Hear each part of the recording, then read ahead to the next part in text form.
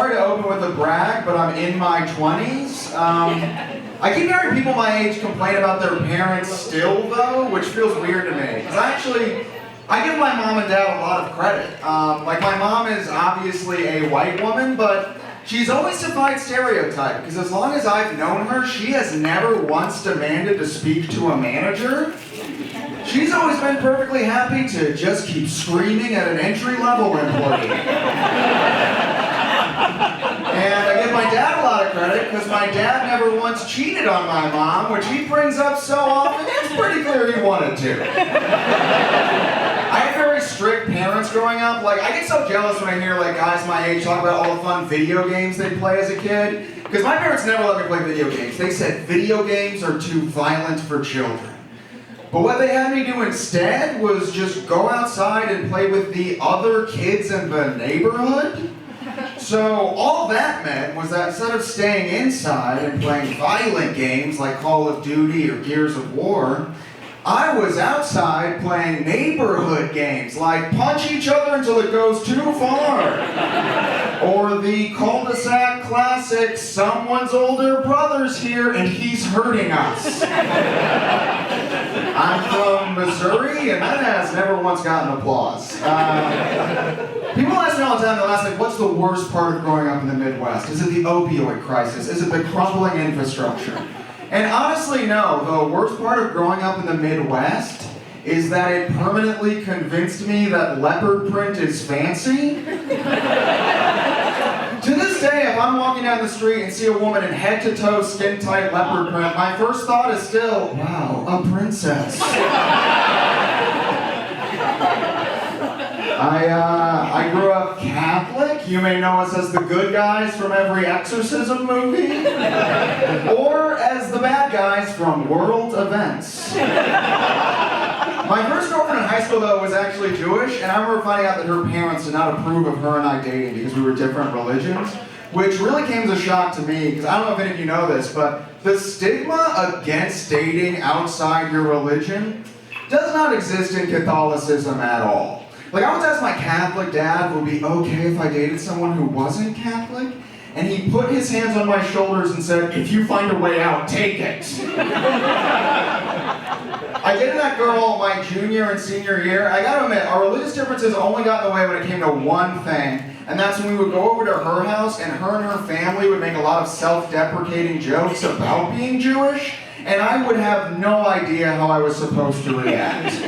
They toss these jokes my way, and I just have to try to like awkwardly come off as genuinely oblivious as possible.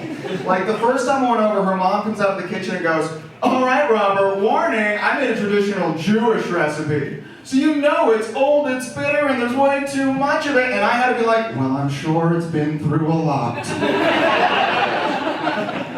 I've obviously lived like a very sheltered, easy life. Like, I go into panic mode whenever anybody asks me to weigh in on literally any controversial issue, because look at me, I have no perspective.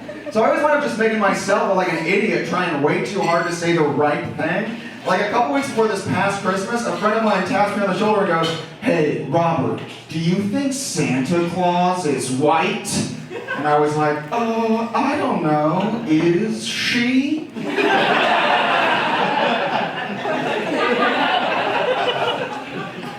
I'm a big football fan. I was watching the playoffs though, and I was watching the AFC Championship game, and something happened in the game that happens in a lot of football games, so it always throws me off. A player on the field got injured, and then all of his teammates took a knee, watched him get carted off by medical personnel, and then they just went back to playing the game. And I gotta admit, I really respect how athletes can watch a teammate leave the field with an injury and then just immediately resume doing their job. Because I work in an office, and I'm sorry, but if the lady in the cubicle next to me shatters her spine and gets dragged out on a stretcher, I will be taking a half day.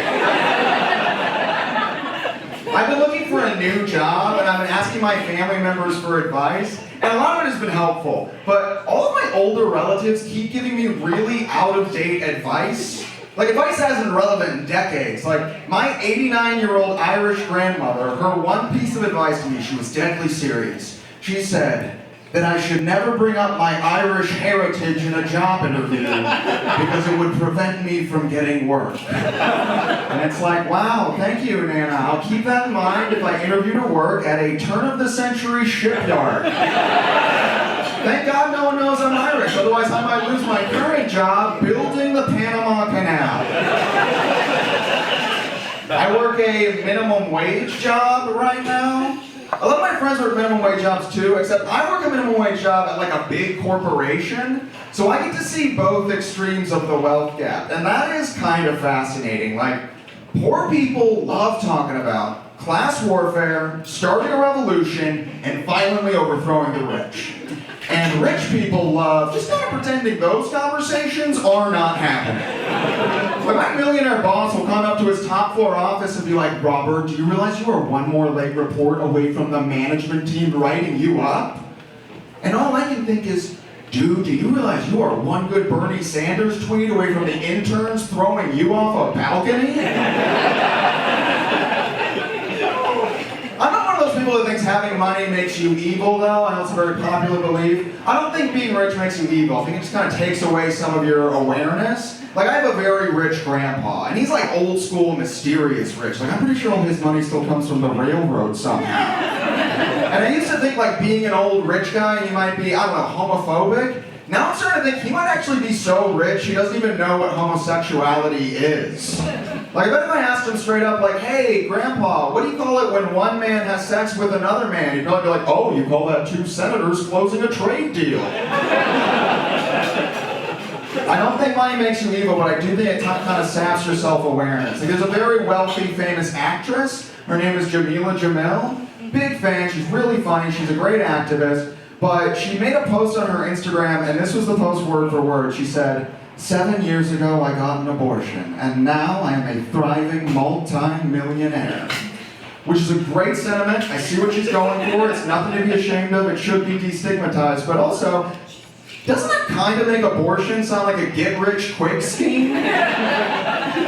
Just like, remember folks, it's your body, your choice, your brand new Mercedes-Benz. She comes out like an ad before a YouTube video, like, how did I get this beautiful house full of beautiful women? Well, the answer might get you kicked out of church.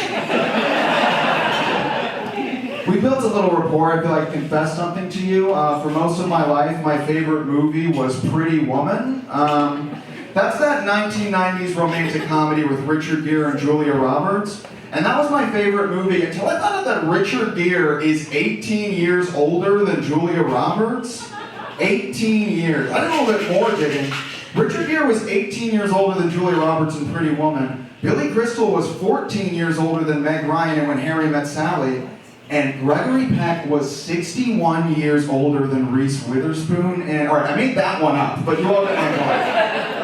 I don't know, I think the weirdest thing about like an age gap in a rom-com is it's never even part of the movie. Like, there's always a point like 2/3 of the way through where the girl says something like, oh, I don't know if we're going to be able to make it work because I'm a free spirit, but he's all about his job. And I'm in the audience like, yeah, that's not your biggest problem at all. What about how you're in high school and he remembers voting for Grover Cleveland the first time? I don't know, I was in one relationship with an age gap that significant. When I was 21, I briefly saw a woman who was 39, and we're not going to unpack that here, but I will say that our problems were not romantic comedy problems. Like, I wasn't leaving her place frustrated going, oh, she's so focused on closing deals, I don't know if she'll make my big dance recital. No, it was more like, oh God, this woman keeps using hate speech and I cannot make her come.